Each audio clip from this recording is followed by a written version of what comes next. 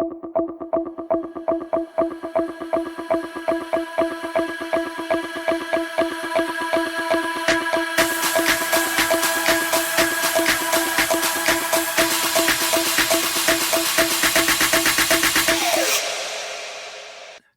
everyone, and welcome back to the latest The Writers podcast. And I have with me today writer Joel McKay. Hello, Joel. Hello, Lou. How you doing? Not too bad, sir. And I want to thank you for taking the time to come on. We're here to talk about your latest book, which is The Dungeoneers and the Treasure of Roan, I believe. It is indeed. All right. What's your elevator pitch for that book? Dungeons and Dragons meets Dysfunction and Ocean's 11. So it is in the truest sense a sword and sorcery action adventure young adult fantasy. This is not meant to make you have to think real hard. My entire goal with it is if you want to be carried away on a treasure hunting adventure and get from one page to the end and have a fun time and laugh a lot, this is the book for you. Awesome. All right. So before we delve into your book, I'd just like to get a little bit of your background. I see from your bio that you're an author, a journalist, and you're also an executive at a city council. I'm a city manager. So I have the fun task of, which it actually is the best job I've ever had, of reporting to a mayor and council and overseeing the function and operation of a small city here in northern BC. Awesome. I would imagine that kind of job has got to be pretty tough now with the way finances are for everybody. Oh, yeah, it is. We're a forestry town. And for our listeners out there, I don't know if they know, but there's, some trade issues going on with our number one buyers of forest products. And our city is the most reliant city in North America on forestry. It's a little bit of, an interesting time. But we're doing okay. Yeah, well, it's that old Chinese curse, eh? May you live in interesting times. Yeah, that's right. Yeah, absolutely. We certainly are. Okay, so your background is as a journalist. Is that what you went to school for? Yeah, I went to university in Vancouver for journalism. The long and short of it is that I wanted to be a novelist since I was a kid, but this is Canada, and it's hard to make a go of that and pay the rent, especially these days. So I got some advice from folks like, hey, if you want to be a writer and a storyteller, maybe you should make some income. Why don't you become a journalist? And I kind of signed up for a degree before I realized that doesn't pay real well either. And the industry was collapsing. And this is, 20 years ago. So that's what I went into, got my degree, was a journalist at community newspapers and magazines in British Columbia and Alberta, and then became a business reporter by accident. Specialized in like heavy industry, forestry, mining, oil, and gas. Then realized somewhere along the way that I really liked living in small towns and I liked fishing and being outdoors. And so I moved my life up to northern BC and then started public sector work, got out of journalism in 2012 and have been kind of doing different public sector jobs ever since so I could stay up here where I like to live.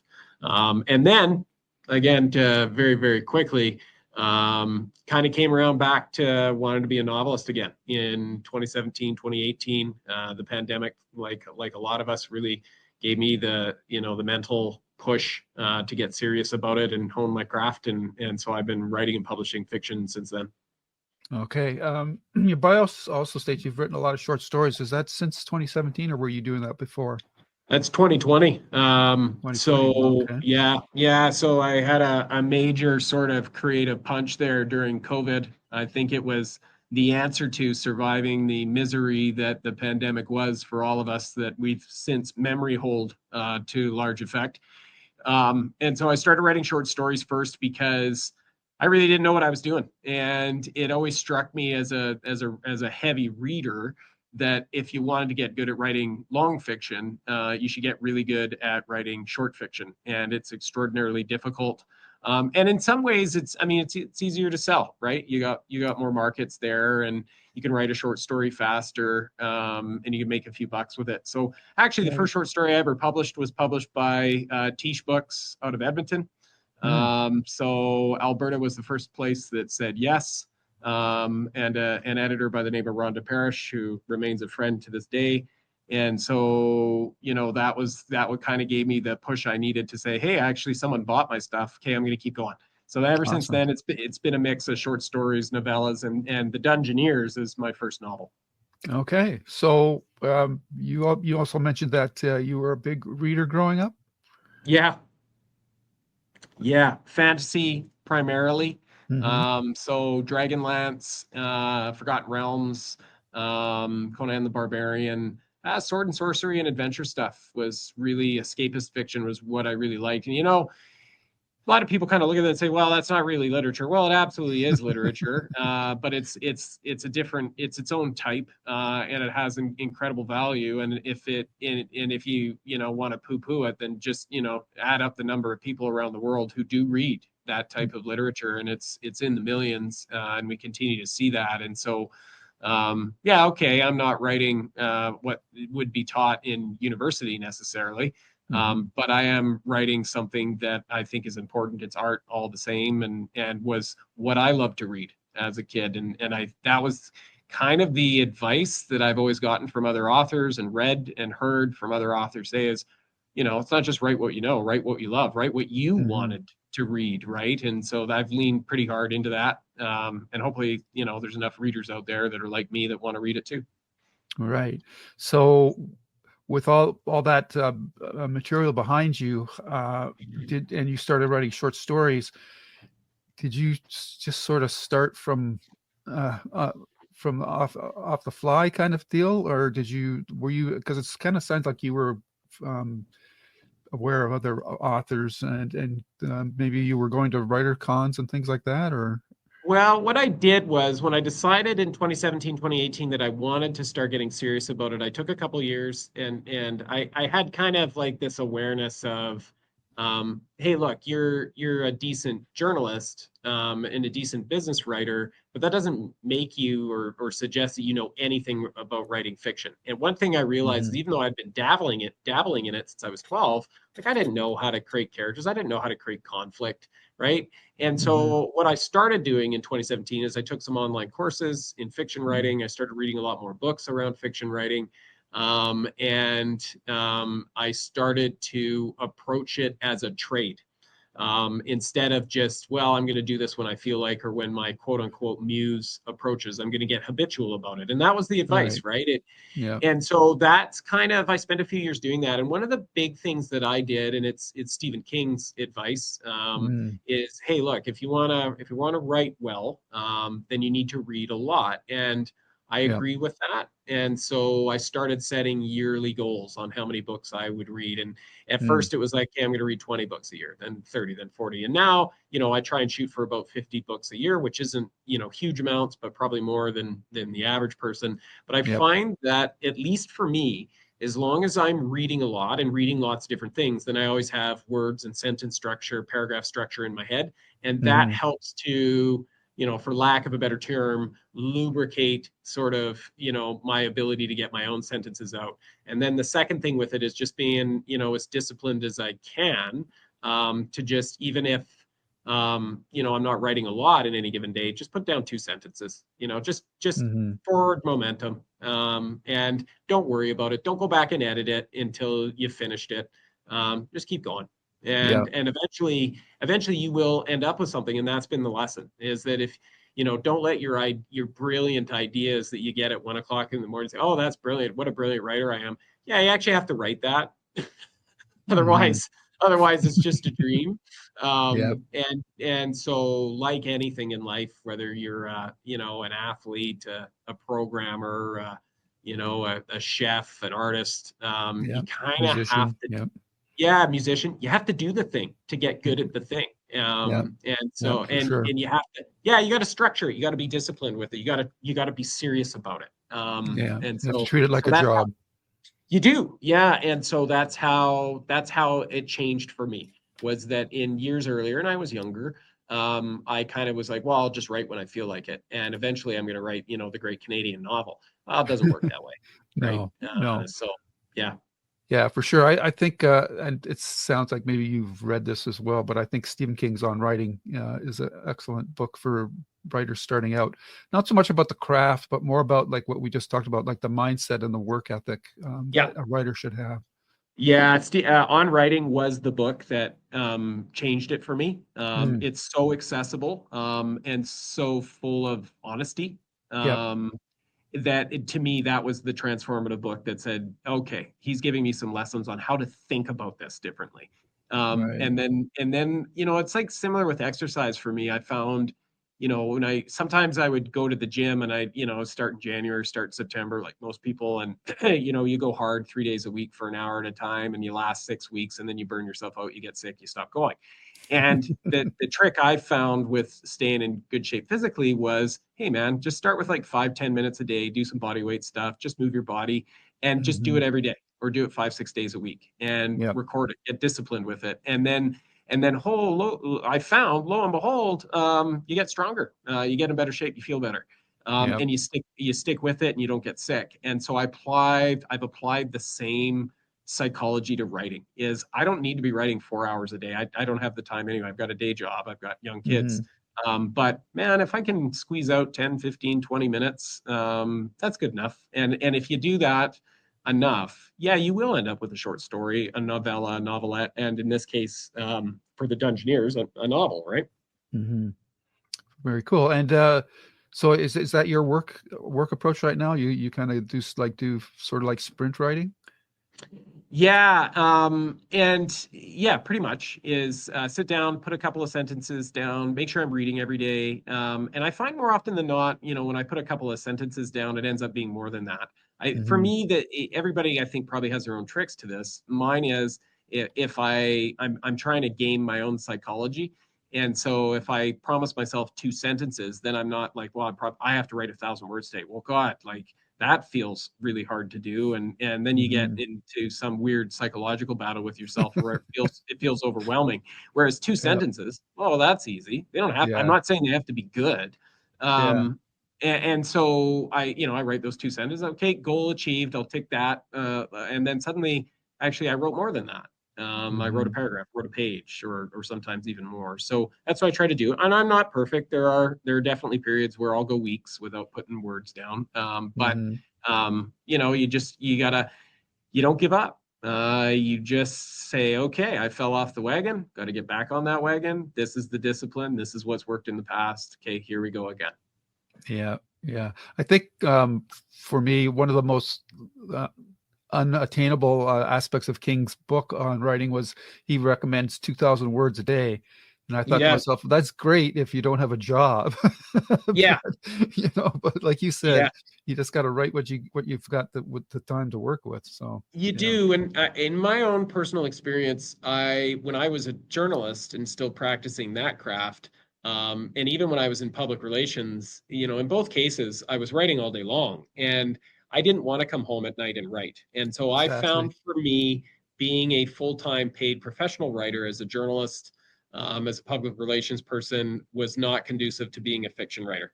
And so it actually wasn't until I got into the types of roles I've been in now the last decade, where my jobs are largely people and leadership based, that I needed to scratch that creative itch, and I had the space in my life for it. So. Okay. So all your previous work prior to your novel, was it all YA or was it no? And to be honest, I didn't even know this novel was YA until 2 years after I wrote it. No, my previous stuff is adult horror with a bit of a comedic effect to it. So to any readers out there, if you love the Dungeoneers and the Treasure of Roan, which I hope you do, and you're like, well, I'm going to go pick up a copy of Wolf at the Door, which is a horror comedy, that is a nasty adult novel.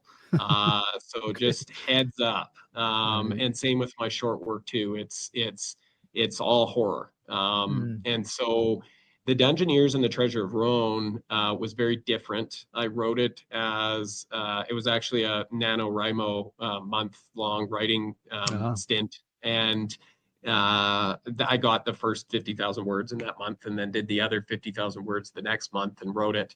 And it was really me answering that 12-year-old kid who really always wanted to publish a fun fantasy novel. It was it was an ode to that kid who's still very much alive in me. Loved doing it. And then I thought it was an adult novel. I put it in on the shelf for a few years, and then I went back to it, started editing it, and I'm like, oh man, I'm like, I wrote a young adult novel. Okay, so okay, interesting. And then I talked to my publicist about it, and I said, what do I do? Do I publish under a different name? He said, Mm-hmm. no. He said diversification is good. It demonstrates variety as an author. He said we just have to position it right, and Mm-hmm. so that's why there's no nom de plume. It's Joel McKay writing young adult fantasy, and hopefully not the last one. But it is very different than some of the horror. So if you happen to be a 14 or 15-year-old who loves the Dungeoneers and the Treasure of Roan, you might like Wolf at the Door, but maybe just know going into that, or if you're a parent buying that for your kid, it's a different product. Okay, very good. So, where did the idea for your Dungeoneers novel come from? Well, I was, I guess it would be about 5 years ago now ish. I did a solo writing retreat in a place called the Robson Valley, which isn't far from Jasper, in northern BC. It was the middle of winter, and I was writing short stories, and I got this idea of, this just image in my head of this, thief running up a sort of snowy mountainside in a valley, running from something and then looking over his shoulder and then vanishing into a cave. And it just stuck in my head. I was like, who is that? What is that? And I started writing it, started trying to figure it out. And then I realized, he's a thief. It's a fantasy. He's after a treasure. He meets somebody in there who turns out to actually be his estranged father. And then everything cascades out of that idea. And when I started crafting that novel, I was asking myself the question, not just who are they and where does this go, but what kind of a novel do I want to write? What am I capable of at my skill set? And so it's a MacGuffin novel, similar to almost an Indiana Jones movie, where, everything is driven by the desire to get at this thing. And so that's how it's structured. It's the search for this treasure, and the things that happen along the way. And that took a little while for me to wrap my head around, how to do that and what that thing was and who these people were. And then everything cascaded out of there. One thing that was easier for me, though, is that I trimmed the world building and I based all of the geography on northern British Columbia. So different place names and all that stuff. But it really is actually the overworld, because Roan is an underground city, is the Robson Valley. And the Ribbon River is the Fraser River. And Fort Rivers is actually Prince George. Now, of course, it's not the Prince George we know. This is a medieval fantasy setting, but that helped to keep things straight in my mind, so I didn't have to create a massive lore book and world build for 6 months just to understand this place. Right. Did you? So you've taken the point of view as the protagonist as the son as opposed to the father? Yeah, there's 2 points of view. It ratchets back and forth between the son and the father through the book. Yes, and I wanted to do that because they each have. I mean, when you meet them at the beginning of the book, they hate one another. And in fact, the son had previously tried to kill the father. And so how this all plays out is the story goes forward, and then there's a series of flashbacks that start from basically each of their perspectives of when they met, because it's an adopted father, so it's actually like your stepdad. Is the early on revelation, and it traces as they're making their way through the city toward the treasure. You're also getting these flashbacks, which are like little side dungeon adventures from each of their perspectives over the last 20 years. And so you unpack their relationship and how they ended up where they ended up.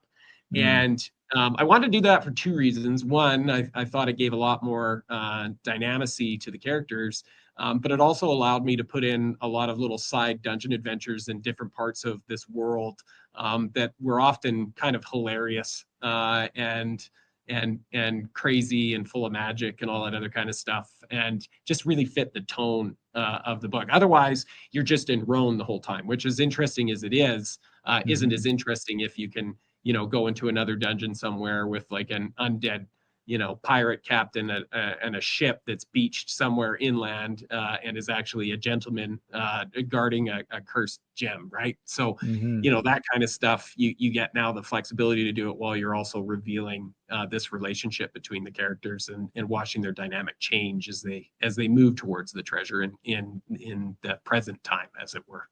Okay. Now, you've called this a YA novel. Is that because the age of Sish he's a teenager or? He's about 20. Oh, okay. So yeah, he's about 20, 21. It's YA because much of where Sish is at is, and I don't never really define his age. So he could actually be in his late teens. I always kind of pegged him as sort of 20-ish. But Okay. you could peg him at 16, 17, to be honest with you. I left that quiet.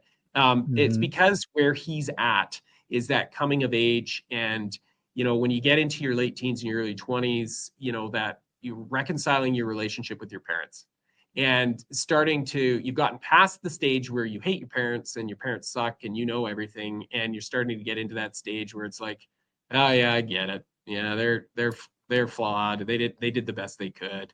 Okay. And so that is very much the theme of this, is that as when we meet them, they're in that place of disconnect.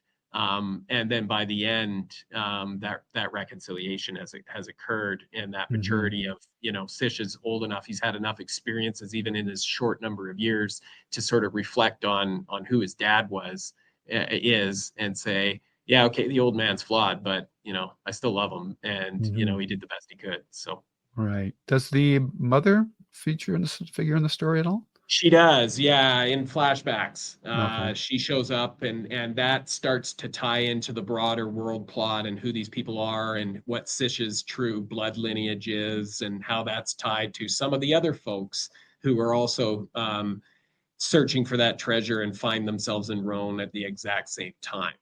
Okay. So they're not the only ones in this underground city at the same time. It's almost a bit like, if you remember that movie Rat Race from 20 years ago. There's various groups all trying to push their way through this dungeon for their own reasons to get at Okay. that treasure. Yeah. Right. And it's always said that the hero is only as good as his villain. Do you have a villain or villains in this There story? is, yeah, there's a main antagonist. I won't give away. His name is Falk. He's a former sort of down on his luck executive at a big trading company in this world, Hmm. the Erder and Expanse trading company, and he wants the treasure for his own reasons. It's sort of a power grab for him. And he's a bit sort of well known by all the other characters, including the father and son, who've had various interactions with him in the past.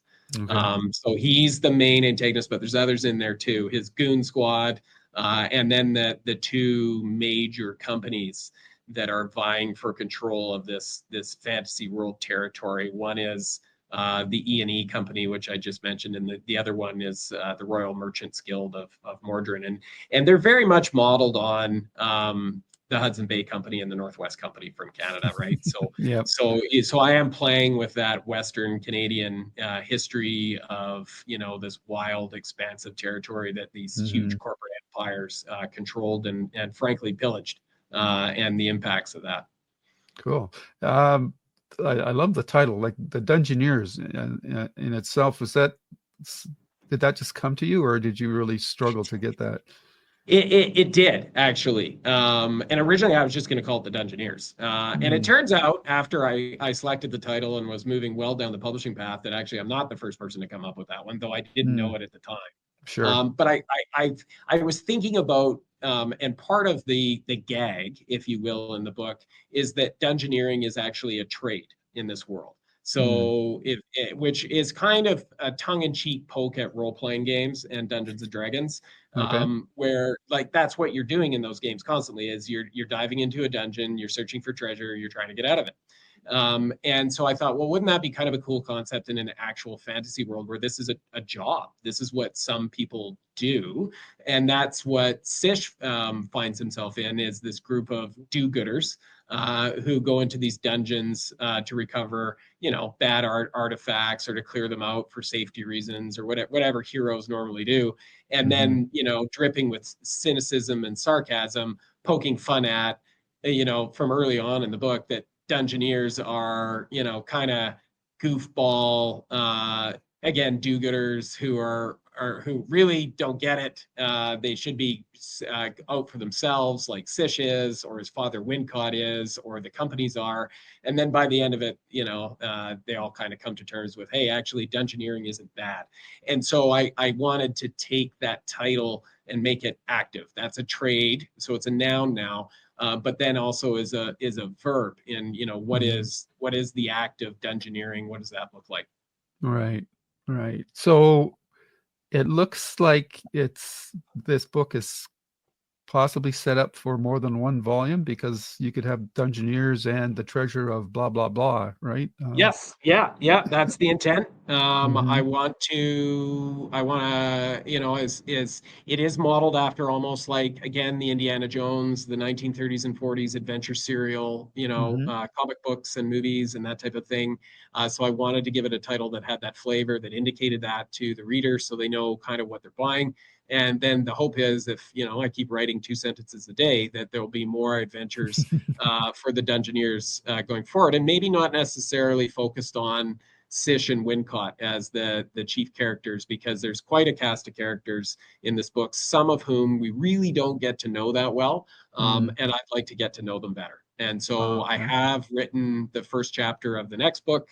It's different characters from the first book that we're going to focus on, different Dungeoneers, if you will. If think about this as like a Final Fantasy party, where you Okay. had your 2 main ones. I'm going to go and focus in on 2 other ones, probably Mm. for the next one. We'll see where we get. Okay. Well, you just answered my next question. Was what what are you working on now that you've got the first book out? Yeah. So you're working on that. How long did it take you to write the first book? 2 months. Oh, that's And pretty quick then, for. yeah, it was fast. It was a push in 2021. Mhm. And then, I took advice from a few folks who were like, yeah, stick it in a shelf and then, come back to it later for editing. Yep. Don't try and right away. And then I learned a lesson about myself, which is, if I stick it in a shelf, I'll actually forget about it. And so I went back to writing other stuff, publishing other stuff, had a couple of other books come out, short Mm. stories over the last few years. And then finally last year, picked it up again and say, okay, I really need to do something with this. Right. So it gestated for a while before I got around to it. So it's been a 4-year process from first words to actually it seeing the light of day. And has it changed much since first draft to light of day? Yeah, it has. And Certainly was in first draft, the direction of it, uh-huh. edited a lot and cleaned up things, but it is largely the same tale. It was always going to be that action adventure comedic Sure. kind of tongue-in-cheek story, and it was that from the beginning. It is that now. I'd say some of the details are in there, and then of course I had to clean up and make sure that I was consistent in the world and the Mhm. lore, because you forget things when you write 100,000 words and you're like, well, wait a minute, Mhm. I said this on page 50 and now I'm saying this on page 120. So I had to clean all that up. Right. Did any of the changes, were they mostly from your rereading of it, or was there like, did you have an editor pointing out things to you as well? Yeah, I had editors. I had some beta readers who pointed things Mhm. out to me. Some stuff, was, I cleaned up because it was, maybe a too adult, to make Mm. sure I was consistent with the theme. Some things Right. just weren't fleshed out enough around backgrounds or even conflict. It was like, no, you actually need to lean a little bit more into that. Let's hear more about that. So yeah, there was a lot of, it changes along the way. I wouldn't say that fundamentally changed the characters or the direction, but I would say that either flesh things out or tighten things up, Okay. to really maximize the impact and chapter to chapter. And there was Right. a lot of changes too on tempo and pacing. That was something I really paid attention to, and then managing the flashbacks and how those are signaled, and because in the beginning they're signaled, the first one is signaled, and then after that they're not, and so I am relying on the reader to really be reading and paying attention. But you also I had to straight out timelines and periods. And there's, for example, there's a ruby thimble that shows up in flashbacks from very early on in the novel, but it kind of changes hands over about a 7 or 8 year period in the story, in the world. And it keeps popping up and popping up and popping up, and then ends up becoming a major feature at the climax of the novel. And that wasn't planned. And so I had to kind of go back and figure out, how to trace the, story lineage, if you will, of this ruby thimble that you find throughout the book. So I would challenge readers, anybody who's reading this, is pay attention to the ruby thimble because it's important and it pops up and it's kind of hilarious. Okay, it's the MacGuffin of the story, or somewhat it is at times, yeah, for sure. Okay. I will say I picked a thimble because I didn't want to pick a wand or an orb or something like that. I kind of wanted to, like laugh a little bit about, wizards and what they use, and like, well, Right. could a thimble do the same thing? Well, in this world it can. So All right. Okay, so you're working on the second book. You made was the decision not to use the same Dungeoneers, was that an easy one for you to make? yeah, it was mostly just because it's all the same characters I think are going to pop up at various times in the second book, but they're not going to be the focus of it. Okay. So there are different characters who we see and we get to know in the first book, but they may be more side characters. They're certainly not as featured as Sish and Wincott. So this next one is, okay, we're going to focus on these other, 2 or 3 Okay. and see where we get. It was easy simply because I really wanted to know more about them and who they are. And so the decision was easy. The writing has started, and we're going to see now how this plays out, whether or not it was a good decision. Okay. So you're working on the second book. Do you have any other pokers in the fire, or? I do, yeah. I've got another novel drafted. It's an adult cosmic horror. Mm. It's fully written. It's longer than the Dungeoneers. It's the subject of the master's thesis I'm currently working on. So I've got to get through school first Oh, okay. and defend the darn thing, and then after that, be figuring out a publishing path for it. Okay. And what are you going to school for right now? Literature and creative writing. So Oh, wow. people You're a laugh busy at me. dude. People laugh at me because they're like, why are you like, what are you going to do with that? And I'm like, well, it doesn't matter what I'm going to do with that. When I did my undergrad years ago, I kind of rushed through it and I didn't enjoy it like a lot of people do. And I always wanted to go back to school, and I just turned 40 not too long ago. And so a couple of years ago, I started my master's, and I just do it part-time. So I'll take a course a semester. I took most of last year off, and I don't really have a timeline on it because I'm back there just to enjoy it and study literature, in my spare time. And I'll finish it when I finish it. Awesome. And so yeah, that's kind of what I'm doing. All righty. Is there anything else you'd like to mention that hasn't come up during the course of this interview? No, just go buy my book. Go All buy right. my book. And Review my book. where would they find your book? You can find it on Amazon. Okay. And you can find it on Ingram. And if you happen to be in Prince George or Quesnel, you can find it in Books and Company. Awesome. So there's a few places there, and as well, same time, hop on my website, www.joelmckay.ca, and sign up for my newsletter. That's a pretty good place to hang out and get the latest on me and keep apprised of when the next Dungeoneering tale will come out. Awesome. Well, I appreciate you taking the time to do this, Joel. I had quite a blast talking to you. Right on. Yeah, so it was so much fun, Luke. Thank you. Yes, you're very welcome. You take care now. Enjoy the rest of your day. Yeah, you too. Bye-bye. Okay, now, bye-bye.